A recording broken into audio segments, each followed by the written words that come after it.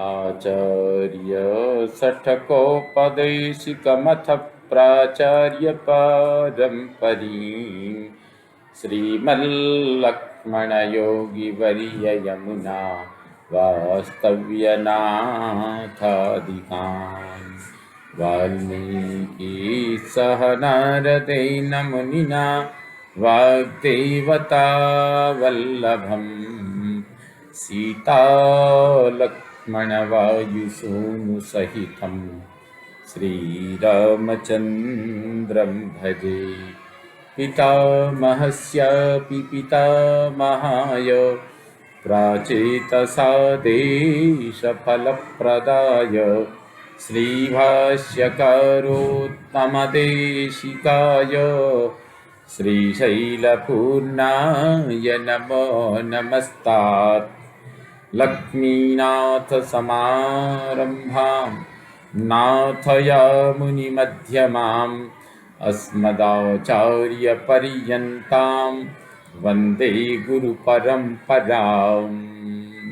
भवतां समेषां श्रीमद् वाल्मीकि रामायण पारायणोपक्रमे हार्दं स्वागतम्।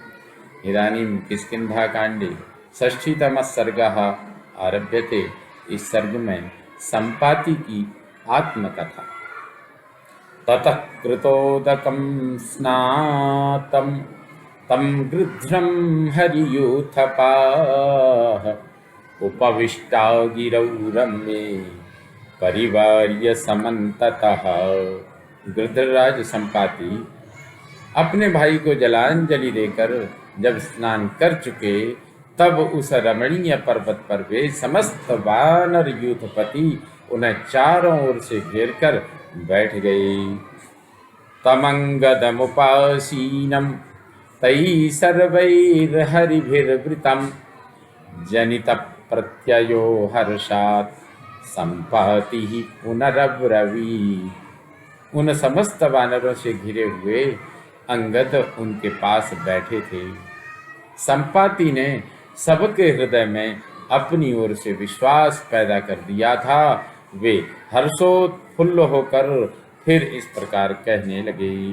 कृत्वा निःशब्दमेकाग्राः शृण्वन्तो हरयो मम तथ्यं संकीर्तयिष्यामि यथा जानामि मैथिली। सब वानर एकाग्रचित्त एवं मौन होकर मेरी बात सुनो। मैं मिथिलेश कुमारी को जिस प्रकार जानता हूँ वह सारा प्रसंग ठीक ठीक बता रहा हूँ।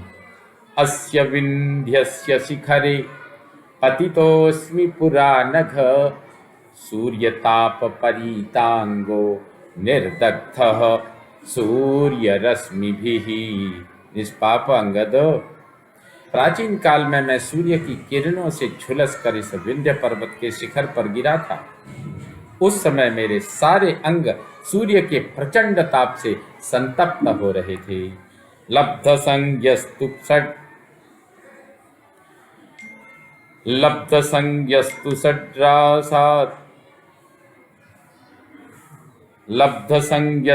षड्रात्रात् विवशो विह्वलन्निव वीक्षमाणो दिशः सर्वा नाभिजानामि किंचन। 6 रातें लब्ध संज्ञस्तु षड्रात्रात् विवशो विह्वलन्निव वीक्षमाणो दिशः सर्वा नाभिजानामि किंचन।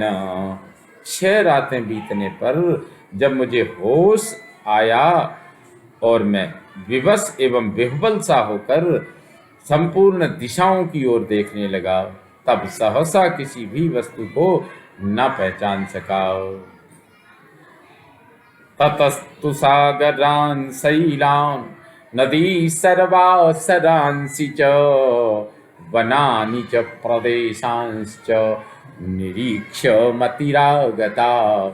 तदनंतर धीरे धीरे समुद्र पर्वत, समस्त नदी, सरोवर, वन और यहाँ के विभिन्न प्रदेशों पर दृष्टि डाली तब मेरी स्मरण शक्ति लौटी।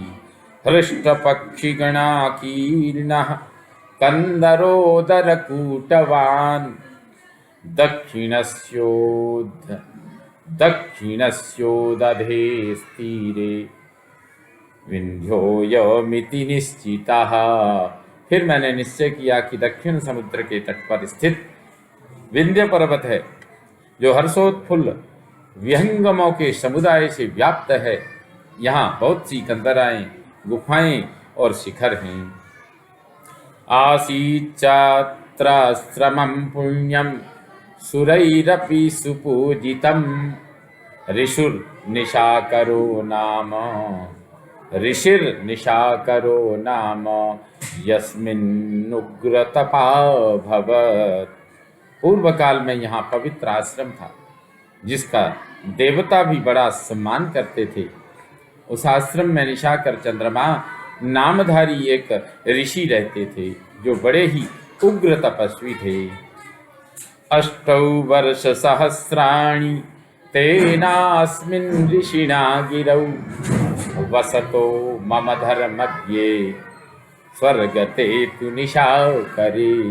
वे धर्मज्ञ निशाकर मुनि अब स्वर्गवासी हो चुके हैं। उन महर्षि के बिना इस पर्वत पर रहते हुए मेरे 8000 वर्ष बीत गए। अवतीर्य च विंध्याग्रात् कृच्छ्रेण विषमाच्छनैः तीक्ष्णदर्भां वसुमतीं दुःखेन पुनरागतः।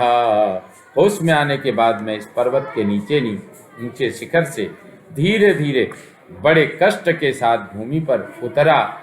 उस समय ऐसे स्थान पर आ पहुंचा जहां तीखे कुश उगे हुए थे। फिर वहां से भी कष्ट सहन करता हुआ आगे बढ़ा। तम ऋषिं दृष्टुकामोऽस्मि दुःखेनाभ्यागतो भृशं जटायुषा मया चैव बहुशोऽधिगतो हि सः। मैं उन महर्षि का दर्शन करना चाहता था, इसीलिए अत्यंत कष्ट उठाकर वहां गया था। इसके पहले मैं और जटायु दोनों कई बार उनसे मिल चुके थे। तस्याश्रमपदाभ्यासे बभुर्वाता सुगंधिनः वृक्षो न पुष्पितः कश्चित् अफलो वा न दृश्यते। उनके आश्रम के समीप सदा सुगंधित वायु चलती थी। वहां का कोई भी वृक्ष फल अथवा फूल से रहित नहीं देखा जाता था। उपेत्य चाश्रमं पुण्यं वृक्षमूलमुपाश्रितः द्रष्टुकामः प्रतीक्षे च भगवन्तं निशाकरम्। उस पवित्र आश्रम पर पहुंचकर मैं एक वृक्ष के नीचे ठहर गया और भगवान निशाकर के दर्शन की इच्छा से उनके आने की प्रतीक्षा करने लगा। अथ पश्यामि दूरस्थं ऋषिं ज्वलिततेजसं कृताभिषेकं दुर्धर्षम् उपावृत्तमुदङ्मुखम्। थोड़ी ही देर में महर्षि मुझे दूर से आते दिखाई दिए। वे अपने तेज से दीप्यमान हो रहे थे और स्नान करके उत्तर की ओर लौटे आ रहे थे। उनका तिरस्कार करना किसी के लिए भी कठिन था। तमृक्षा श्रीमरा व्याघ्रा सिंहानाना सरीसृपा परिवार्योपगच्छन्ति दातारं प्राणिनो यथा। अनेकानेक रीछ, हरिण, सिंह, बाघ और नाना प्रकार के सर्प उन्हें इस प्रकार घेरे आ रहे थे, जैसे याचना करने वाले प्राणी दाता को घेर चलते हैं। ततः प्राप्तं ऋषिं ज्ञात्वा तानि सत्त्वानि वै ययुः प्रविष्टे राजन् यथा सर्वं सामात्यकं बलम्। ऋषि को आश्रम पर आया जान वे सभी प्राणी लौट गए, ठीक उसी तरह जैसे राजा के अपने महल में चले जाने पर मंत्री सहित सारी सेना अपने अपने विश्राम स्थान को लौट जाती है। ऋषिस्तु दृष्ट्वा मां तुष्टः प्रविष्टश्चाश्रमं पुनः मुहूर्तमात्रान् निर्गम्य ततः कार्यमपृच्छत। ऋषि मुझे देखकर बड़े प्रसन्न हुए और अपने आश्रम में प्रवेश करके पुनः 2 ही घड़ी में बाहर निकल आए। फिर पास आकर उन्होंने मेरे आने का प्रयोजन पूछा।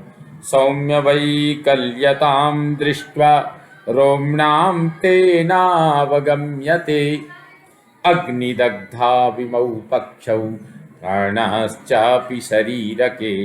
वे बोले, सौम्य तुम्हारे रोए गिर गए हैं और दोनों पंख जल गए हैं, इसका कारण नहीं जान पड़ता, इतने पर भी तुम्हारे शरीर में प्राण टिके हुए हैं। गृध्रौ द्वौ दृष्टपूर्वौ मे मातरिश्व समौजवे गृध्राणां चैव राजानौ भ्रातरौ कामरूपिणौ। मैंने पहले वायु के समान वेगशाली 2 गीधों को देखा।